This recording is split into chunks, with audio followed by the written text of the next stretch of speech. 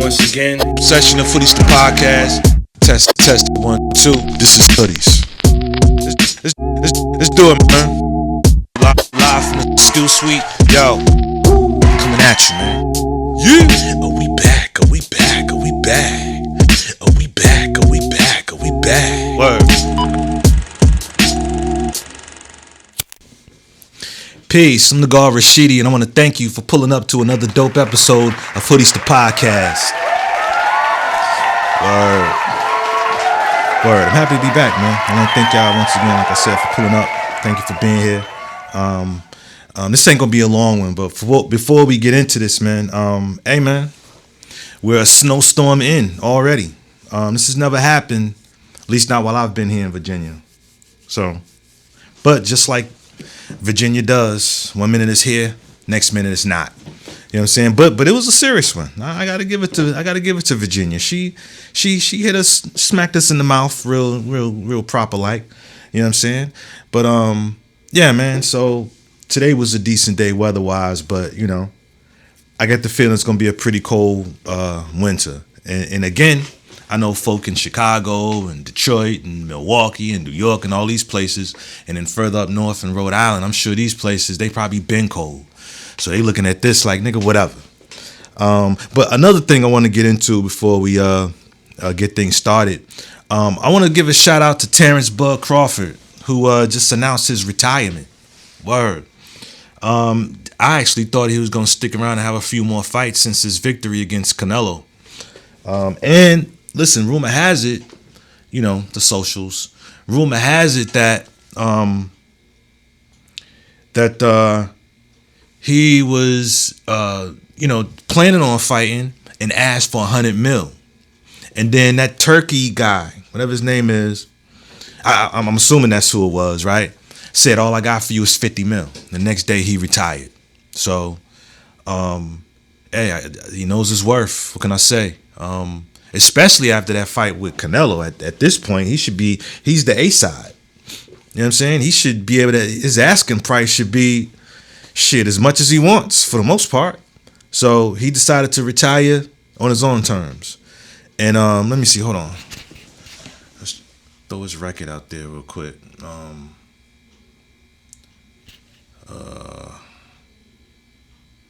Yeah, on good old socials. But yeah, it's 42-0, 31 knockouts, a 5-division world champion, 3-time undisputed champion. One of the greatest ever. One of the greatest ever. You know what I'm saying? So, salute to Terrence Bud Crawford. Great career. Thank you for your service.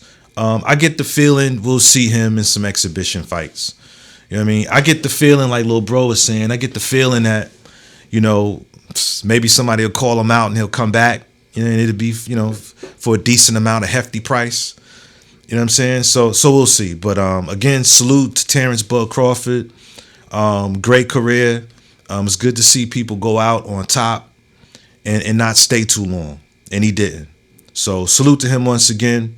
And we're going to go ahead and get into this thing now. All right? All right.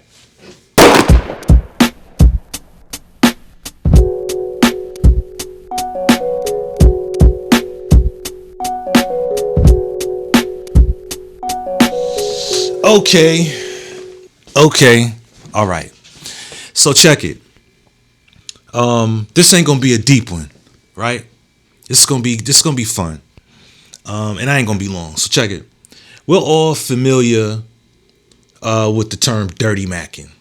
And if you're not familiar with the term dirtymackin, let me bring you up to speed real quick. Dirtymackin is when you gotta talk greasy about another man or woman. Like if you're a man and you talk greasy about another dude, or if you're a woman talking greasy about another woman. You know what I'm saying? In order to gain favor romantically and sexually with a woman, and vice versa, you know, a woman with a man, right? Listen, it's not always a comparison. Like, you know, for example, yeah, you know, I know the last nigga you was with, you know, he couldn't really afford this, but we do it big over here, baby. That's a dirty Mac. That's a dirty Mac, when you gotta belittle someone else to build yourself up to be bigger in her eyes. You know what I'm saying? And women do it too. I don't have to have all that weave and all that stuff. See, we natural over here. See, listen, I get it, but you had to put other types of women down, the weave and the big ass and all that shit, to highlight you being natural or, you know, whatever you are. You see what I'm saying? That's a dirty Mac, and all of it to gain romantic and or sexual favor with the opposite sex, or you know, whatever you into, right? That's dirty mackin, right? So here's the thing: there's other forms of dirty mackin. I mean, some people don't necessarily call it dirty mackin, but I do. There's other dirty mackin. There's other types of dirty mackin that's not necessarily sexual or romantic, but the intent is still there. See, in like the sexual romantic version of dirty mackin, you know, what you're doing is you're positioning yourself to be the better option, right? That's the same thing that happens in, let's call it the alternative dirty mackin. Even if it's not necessarily for sexual or romantic reasons, it's still to gain favor. It's still to come off as the better option. It's still to position yourself as being the more reasonable alternative. You understand what I'm saying? So we all know the regular dirty mackin, which is, you know, romantic and sexual, right? I may have told this story before, but I'm thinking of a time when I was in high school. I was living in Maryland, right? I'm stuttering. Okay, I was going to Albert Einstein High School in Kensington, Maryland. That's when I lived in Maryland with my old man. And there was this one dude, well, a few dudes, but this one dude, football team, big stocky dude. His name was, people called him Tim. His name was Tim, but Tim was short for a much bigger name. Matter of fact, I know I've told this story before. But looking at the views and stuff from my old episodes, I'm sure not a lot of people heard it. So here it goes. So Tim, like I said, was short for a much bigger name, much bigger first name, which was all one name. It was Oluwara Tim blah blah blah. So it was a long first name, and I forget his last name. His last name had something to it too, but it wasn't as difficult to pronounce. In fact, I don't even know if his first name was all that difficult to pronounce. He just preferred to be called Tim as opposed to his full long name. Anyway, so all right, I'm gonna have to paint this picture, right?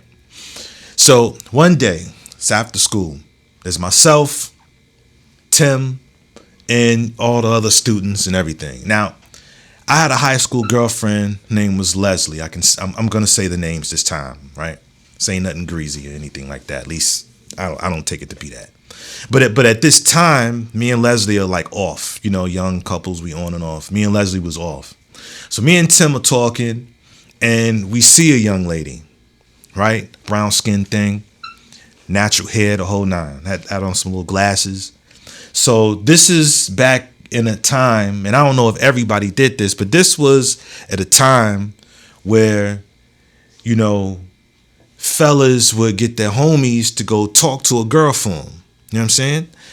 And so Tim patted me on hey, this is before I changed my name too. So it's like, yo, Eddie, hey, who that? I don't know. I ain't never seen her. I think she a freshman. Think we were juniors. At Albert Einstein High School. But anyway, so he says, yo, you should go over there and bag her. We didn't use bag then. We said, yo, go book her for me. I bet. I'm game. So I go over there, talk to the young lady to get her number for my man Tim. My man, $100,000, right? So I walk over there to her. So as I approached her and got closer and closer, right? I started to, you know, kind of focus in on her face. And the closer and closer I got, the more I was just like,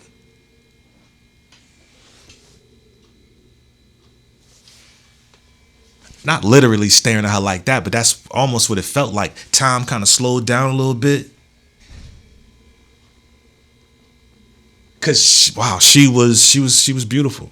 She was a beautiful brown skinned sister. Like I said, glasses, pretty little nose. So I put on my little something. So I asked her, "Yeah, excuse me, how you doing? How you doing?"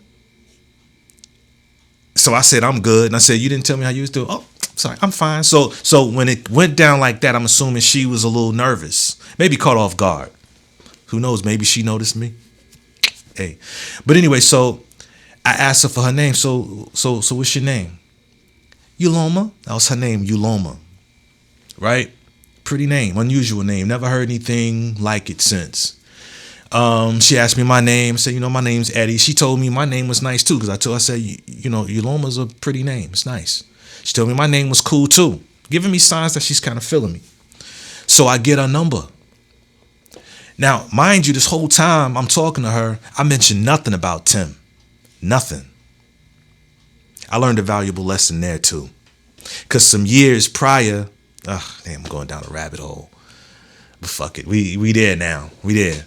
Some years prior, this brother my mom's was seeing, we were sitting on the porch, south side of Chicago. I'm seeing it now. We were sitting on the porch.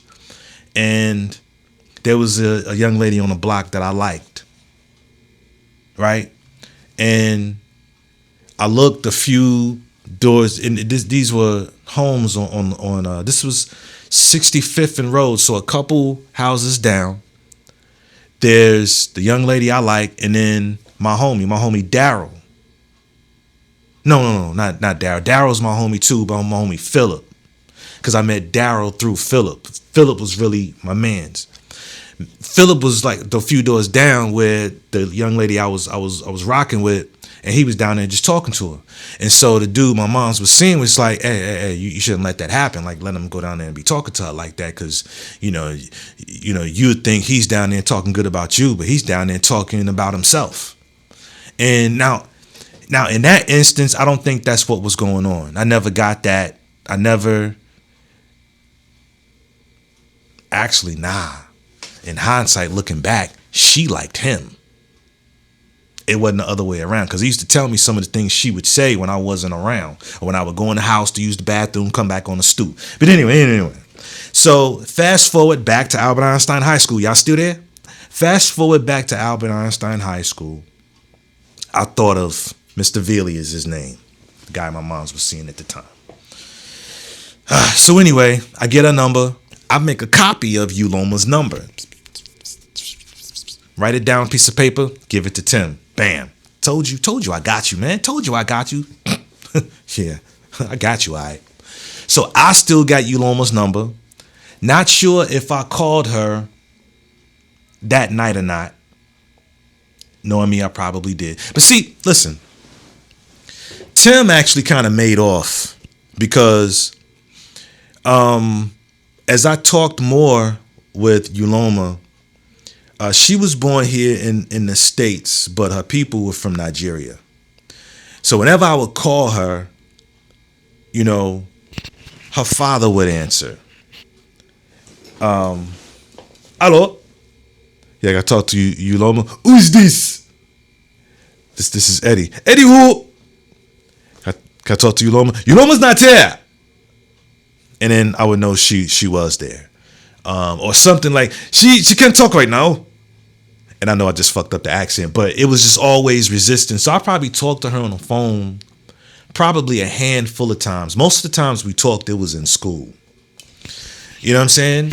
So, and then about Tim and her, see, Tim finally did talk to her. And then when I got on the phone with her, wait a minute. Yeah. She even told me, well, I hope I didn't step on nobody's toes, or something to that effect. I think she told him she was rocking with me. So me and Tim ended up having problems until somebody intervened. Tim wanted to fight me after that, because he didn't appreciate that shit. And I ain't deny it. I was on some snake shit. That was when I learned never ever have nobody go talk to a young lady for you. Don't ever do that. Because while you think he's over there booking, we call it booking, while you think they're over there booking that girl for you,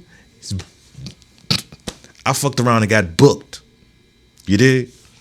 But so me and Tim wanted to fight me after that, but somebody kind of intervened and was like, listen, man, if the girl don't want you, then she don't want you. And Tim was kind of like, you know, that's peace. So all right, me and Tim became cool again. Put a pin in that, right? So, and I remember Yuloma telling me, well, I hope I didn't tell you, I hope I didn't step on anybody's toes or whatever. I don't know how she was stepping on anybody's toes, but maybe she didn't necessarily know how to use the term. But anyway, we ended up talking. We liked each other. And I would only really see her at school, of course. Where else am I going to see her? She couldn't really go anywhere else. She couldn't really talk on the phone like that. We would suck face after I walked her to her next class after lunch. We would suck face. She was a decent kisser. And she would go on about her way. She wouldn't let me touch nothing. I figured I would get there. Never did. Yuloma and I didn't last very long because this was the era of house parties, right? So at this house party that I went to, Tim wasn't there, but one of his homies was there. Y'all ever been at the house parties and did the sandwich? Tell me y'all know what the sandwich is. Let me tell you what the sandwich is. A sandwich, of course, is not a real sandwich like meat and bread. Not like we know it. A sandwich is when there's a dude here,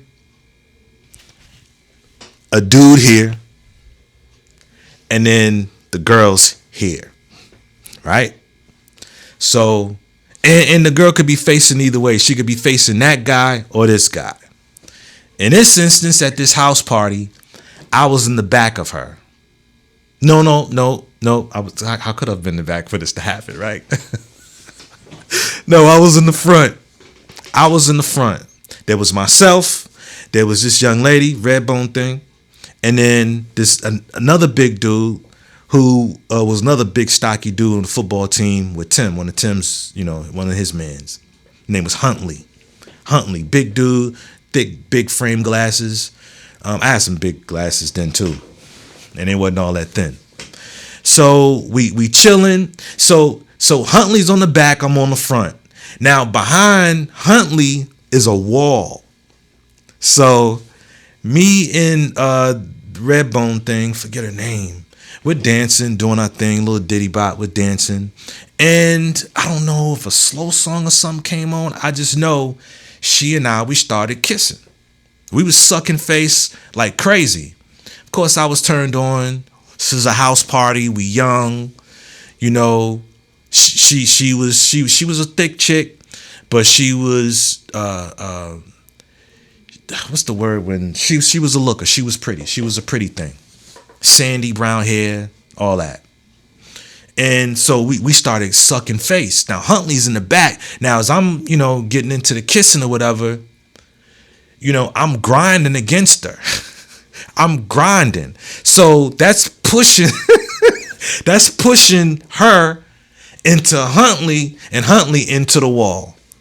Right? So I know that had to be real crazy for him. Like, fam, this don't even feel right anymore because you up there getting the action. I'm in the back getting squished against the wall. Anyway, that was about it. Me and the Redbone thing, we didn't pursue nothing. But of course, word got back around the school, which means word got back to Yuloma. Right? Word got back to Yuloma. I'm trying to make sure I got the sequence right. But that definitely did happen. She found out. I tried to convince her it didn't mean anything. It was just a kiss. And that's all it was. I had never really even paid much attention to the Redbone thing up until that party. You know what I mean? So that's all it was a kiss. And I think the Redbone thing tried to get my attention after the fact. But, I wasn't really, I don't know, it was different. It was just different. I wasn't really into it. And Yuloma wasn't trying to rock with me no more anyway once she heard that. So that was it. I walked into a class that one last time and that was it. Oh, man. So, okay. So back to Tim. I told you that my high school sweetheart and I my high school girlfriend and my high school girlfriend and I were, we was off. So Tim shot his shot, and apparently he made it. So my high school girlfriend and Tim became a thing. At first it was just rumored. I didn't ask, my high school girl. I didn't ask my ex-girlfriend. I didn't ask her, but it became apparent because I was a part of this organization in high school called Brothers. That was an acronym for Brothers. Well, it was originally blacks reaching out to help each reach success, right? Okay, so another rabbit hole. Real quick, stay with me. Let me make this point real quick about the Brothers. Even though I probably said this before. His name was Morris Hudson. He was the guidance counselor. He was a brother. Actually, no. The guidance counselor was really this woman. I forget her name, but she was blind. So he was her assistant. He would be on the computer doing it. He would be on the computer entering this and entering that, whoop-de-whoop-de-whoop-de-whoop. She would be the one saying, hey, you should do this. You should take this class, da-da-da, da-da-da, da-da. He was her assistant. He was her eyes. If that makes any sense. So anyway, he had this bright idea to start a program, which was really supposed to be for young men who had no father. So myself... Well, should I say no father in their lives? Because we all got a father, right? With no active father in their lives, that's what this program was originally supposed to be for, like a mentoring program, empowerment type of program, right? So I wasn't really supposed to be in it because I was staying with my old man at the time. But I was in it. Brother Morris Hudson took a liking to me. He was like, yo, you should join us. And I did. Ended up becoming vice president at one point in time. I worked my way up. It was pretty structured and similar to how I structure my chess program. Shout out to the School Youth Chess Club. Anyway, so the reason why it went from blacks reaching out to help each reach success is because this program was held at the school, Albert Einstein High School. It'd be a different story if this was being held at a facility of his own or someplace outside of the school, but because it was in the school, he couldn't exclude any other, like say a white kid if he wanted to join, or an Asian kid if he wanted to join. None of them wanted to except for one white dude. His name was Max. And, so Morris Hudson, the guidance counselor's assistant, was cool with the principal, who was another brother, who was like, boom, you can do this program. You can do this. But you have to allow everybody in. So Max became part of the group. But see, Max, I hope I'm not talking fast. Max was a cool white dude. In today's terms, we would call him a wigger. All the sisters like Max. Max showed up to the house parties. All the black girls they really dug him. And Max was a cool cat. He wasn't a white dude who was trying hard to be black. Max was just a cool dude who was just white and cool. And it was cool. He actually was an interesting addition to the program. But I'm saying that to say that's why it went from blacks reaching out to help each reach success to brothers reaching out to help each reach success, and the acronym read Brothers. Okay? Now, why I brought that up, I'm not sure. But in fact, it was Morris Hudson, the guidance counselor's assistant, that told him to chill about wanting to fight me over Uloma. Like, chill, she don't want to be with you, she don't want to be with you. So... Yeah. So Morris Hudson was a mentor to us all. Certain days we walked around the school with a suit and tie. Whoop, whoop, whoop, whoop. But anyway, back to Tim. And okay, now I know why I talked about the Brothers program. Because remember, I worked my way to being vice president. Now the president, I forget his freaking name. But anyway, he brought up this idea of having a post-exam dance, if you will. A post-exam dance. And remember when I said I wasn't sure if, for certain, if my high school girlfriend, my ex-girlfriend at the time, and Tim had a thing? Well, I saw them together at the dance. Didn't bother me none because I was on something the whole night. And I'm talking like it was all night, right? It was probably like from 6 to 8 maybe 9, something like that. Anyway, fast forward, one day Leslie comes over. I think we talked here and there, just not too much. She comes over, says she wanted to borrow my bike. I wasn't driving, so she wanted to borrow my bike. I swear, I can't make this shit up. Long story short, she comes over, we talk, we get hot and heavy, boom. We crossed the line. She was still seeing Tim, and then it was just with me. And when I say she was with me, she was with me. Of course, we was young. We all were. So I guess I can't use that as an excuse. But boom, we did what we did. She never did borrow my bike. She never did ride the bike home. So I'm saying that to say that while she and Tim were together, Tim did a whole lot of dirty macking. You know, he didn't say the worst things about me, but something, because he would say things like, what would he say? Yeah, you know what I'm saying? Instead of being all serious like Eddie is, you know what I'm saying? People need to laugh. Y'all laugh like this, man. See, that's the thing. See, I can make y'all laugh. You know. And you want to know how I know he said these things? She told me. She would tell me everything that he would say about me. So that just goes to show that when you dirty macking, a lot of times women notice, and it makes you look some type of way, because it's obvious it's coming from a place of insecurity. If you got to talk down about me in order to bring yourself up. I said all of that shit about Albert Einstein High School, me, Tim, Uloma, and everything just to say that. That's crazy, right? That's very crazy. But yeah, and then of course, to end this story, she had to tell Tim that she was back with me again. I didn't say, hey, no, fuck that, you're gonna be with me. That was just what it was after we got together. She had to tell him. Tim got real mad this time. I was over her house, over her crib, and Tim pulled up. My man's was there. My man Bertrand was there. His people were from Ghana, I believe. Bertrand, that was my man. Bertrand was there. It was me, Bertrand, my high school girlfriend Leslie, and myself. Tim came through. He pulled up because Tim was a big dude, part of the football team. Don't know what position he played. He showed up with another dude from, as a matter of fact, the dude he showed up from school, he had graduated a year before, but I guess they was just still cool. So he came over, he wanted to scrap. Tim's a big dude. I really didn't want no smoke. I mean, I would have. One thing I ain't never been is a bitch. I ain't never been a bitch, but I ain't a dummy either. I know when someone's bigger and towers over you, and I ain't about to scrap with you unless you assailing me and I got to.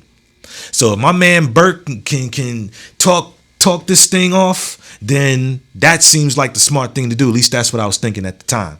So my man Bert was talking. His man was like, yo, man, come on, this is stupid, man. Because basically over a girl, I mean, fam, she chose who she wanted. Like, he's like, no, man, this the second time he did this shit, man. Which was true. I went after Uloma after he asked me to bag her for him. And then knowing that he was kicking it with Leslie, you know, it was wrong. It was wrong. I should have been on the up and up and said, hey, yo, I should have told him straight up, hey, yo, my bad, man. I bagged her for myself. She was so pretty, I couldn't help myself. And he made it felt the ways, but he learned the lesson anyway. He learned the lesson to not, if next time somebody's going to get bagged and he wants to bag him your damn self. You understand what I'm saying? And, you know, I'm sure he learned another lesson when, you know, my ex-girlfriend ended up becoming my current girlfriend with him again, you know. And, yeah, that was wrong. That was rotten. That made me a shitty friend. It's not something I'm proud of. But he was doing a lot of dirty macking. But I don't know, maybe that dirty macking can be excused because he had good reason, you know. But I'm saying that to say that when you dirty mac, You do be looking crazy. You be looking crazy. But listen, let's move on. Right? Let's get to the dirty mackin that's not necessarily sexual or romantic. Fellas, your girlfriend has done it and your wife has done it. And okay, yeah, that's a broad brush I just painted with. But listen, if the shoe don't fit, then the shoe don't fit. But if it does, it is what it is. Hold on. Look like this is going to be a long one.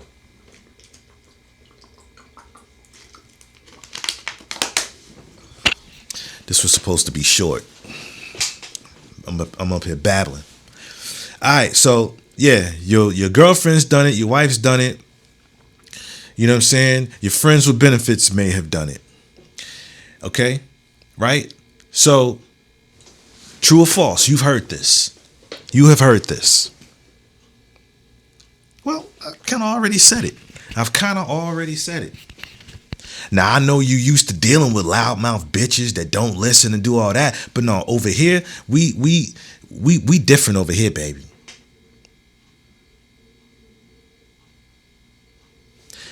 Okay, and the reason why I'm saying that's not for romantic or sex, because you already with the dude.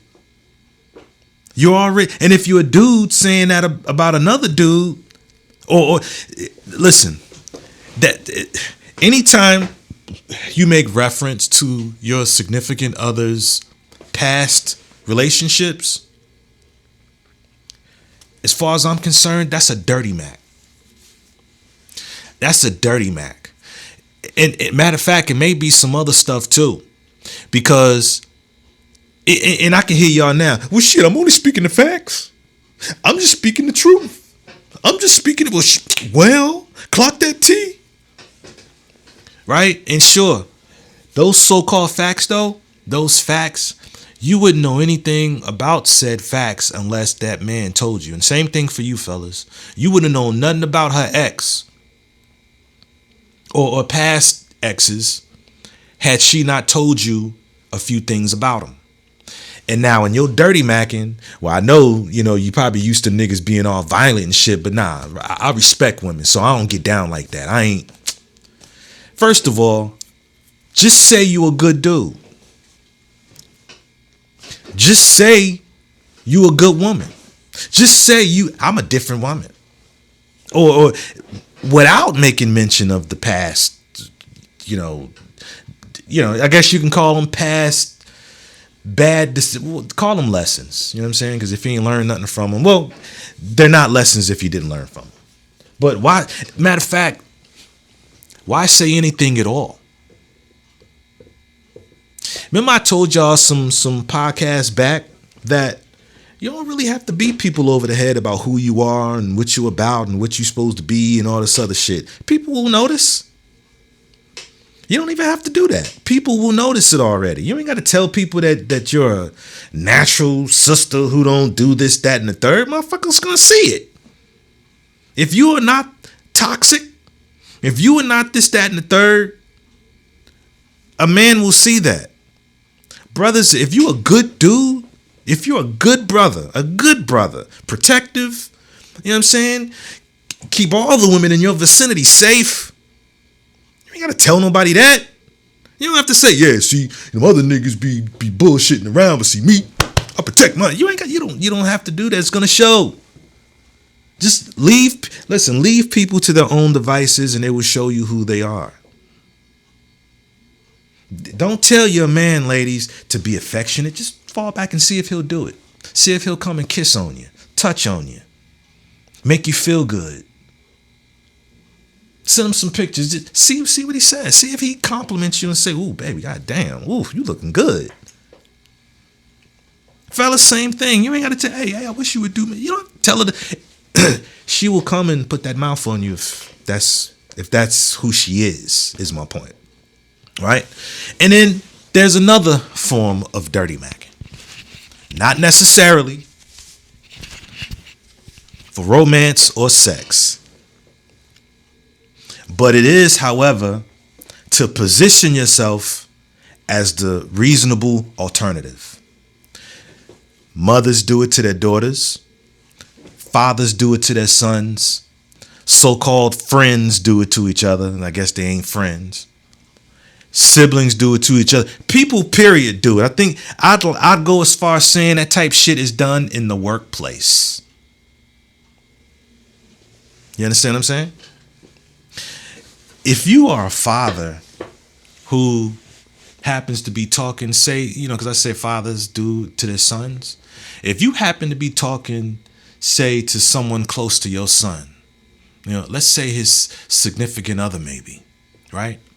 And you say something along the lines of, I can't believe he did that. See, I'm trying to get him to be more like a man, because I like to, talk to people, head on and whoop-de-whoop-de-whoop, add whatever you want to add to that.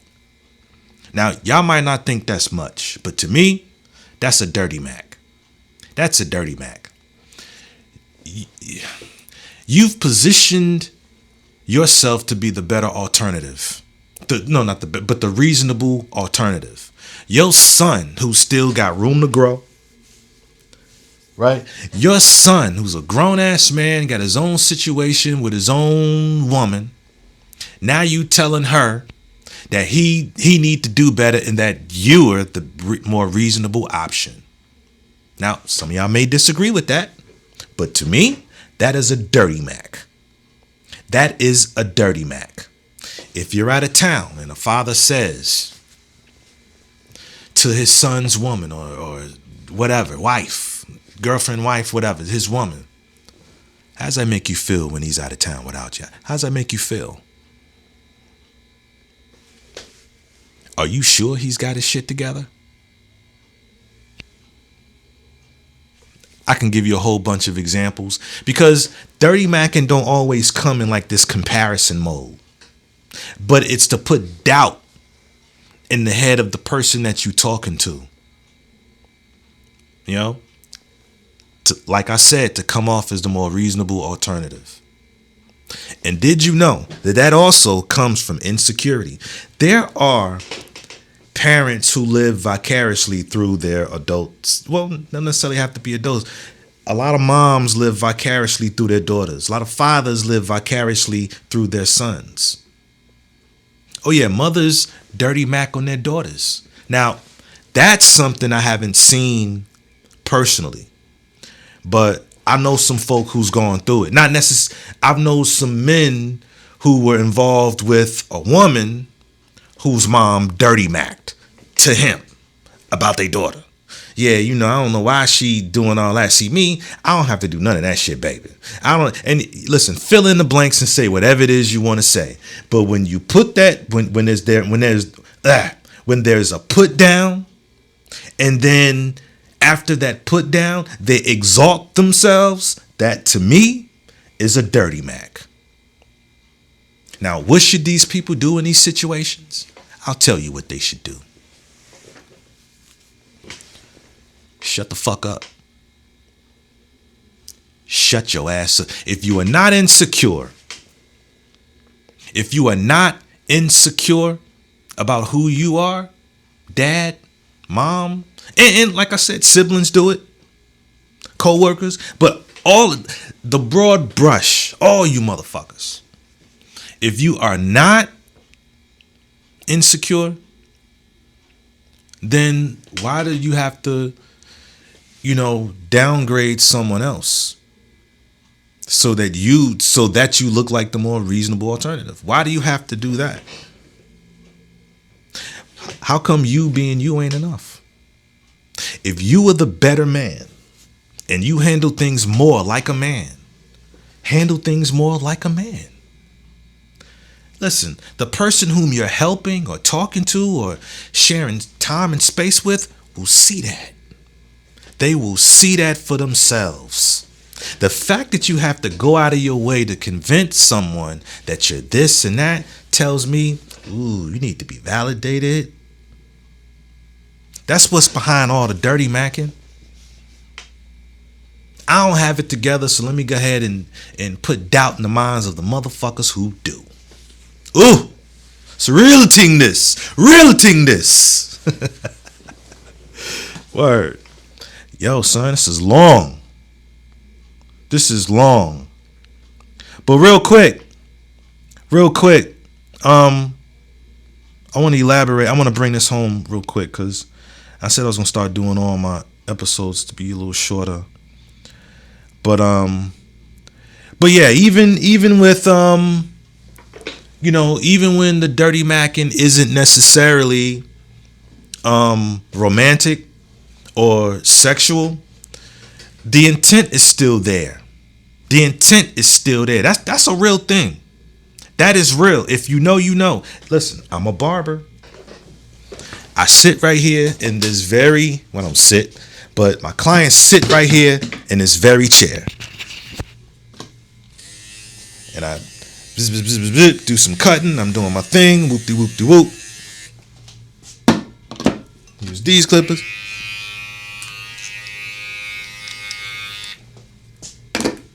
Then edge them up.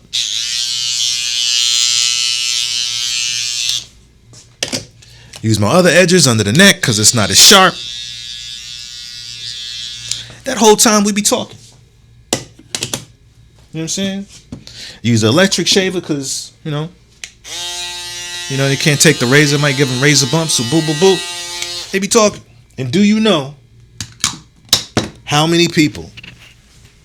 Do you know how many men talk about that? And these chairs right here, these chairs right here, you know what I mean? Mothers would be sitting here talking while I'm either cutting their husband's hair or their son's hair and talk about incidents they've had with their mothers when they were young or even not too long ago. My bad. It's a real thing. It is a real thing. It is a real thing. And just know, should you find yourself, the subject of some dirty mackin, just know that you must be a bad motherfucker. You must be doing your thing. You must be something else. And for that, I salute you. That's all I gotta say about that. Word.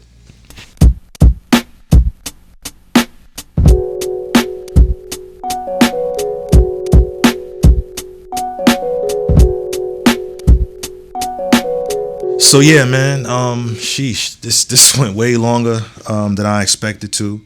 I was a bit unsure about even doing this topic, you know what I'm saying? I'm trying to curate my own crowd here.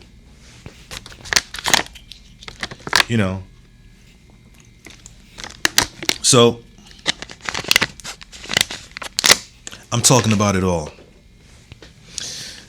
See, a religious podcast don't give a shit if the viewers are not. They're looking for other religious. They're looking for other Christians or other Muslims or other Buddhists or whatever. So they're gonna say things, you know what I'm saying, to bring in more Christians and weed out the non-believers. We don't need you in here anyway. You feel me? They're curating the crowd. So I'm going to talk about it all so that I curate mine. I don't give a fuck about none of that other shit. But anyway, man, I want to thank y'all for watching Hoodies the Podcast once again. Thank you for pulling up. As I always say, to anybody who's going through a thing, first of all, if you're going through something to where you don't want to be here anymore, dial 988. Deadass, talk to somebody. And I congratulate you in advance on making that phone call. Right? The world won't be a better place with you not here. Dead ass. Also, before I get out of here, I want to salute everybody with a born day today. Word up. New life, more life. Live it up, man. Live it up. Live it up. You only get one life. And I don't care how, long life is. On your longest day, life is short. Dead ass. So I ain't going to keep y'all long, man. Thank y'all for watching. Thank you for all that good stuff. Y'all stay up. Keep sending me good energy. I keep sending y'all some. And until then, till next time, I'm the God Rashidi. This is Hoodies. Peace. Hey. This is Hoodies.